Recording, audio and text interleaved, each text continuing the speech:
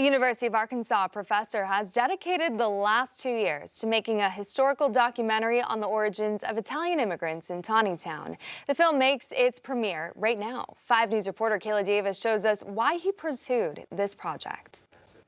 Larry Foley is a former TV reporter and producer, and now respected and award-winning journalist and professor at the University of Arkansas for the last 30 years. Foley grew up in Northwest Arkansas and has lived here for decades. I've been coming to Tontitown basically my entire life. My dad was in school here when I was a toddler. A town he's visited since a boy, yet he says only knew a small part of its history. In 2022, Foley was granted a faculty research fellowship that allowed him to teach and research in Rome, Italy. That's where he started filming the documentary, Cries from the Cotton Field. I thought, well, maybe I can take these folks back to their roots.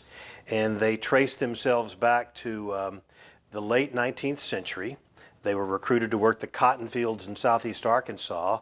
When that situation went south and they began to die and got really sick, the parish priest, Father Pietro Bandini, led them up to the Ozark Hills. We came back from Italy with 6 original interviews, 2 of which were in Italian that we had to transcribe.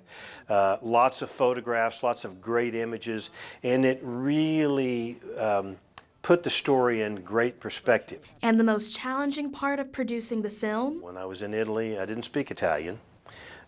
Did those interviews through an interpreter.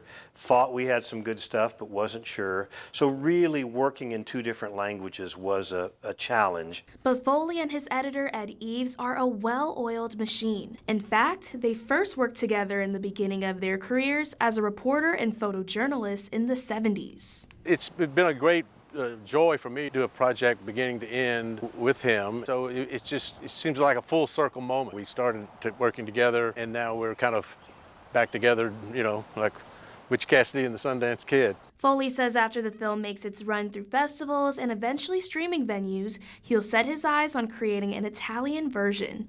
In Tontitown, covering news where you live, Kayla Davis, 5 News.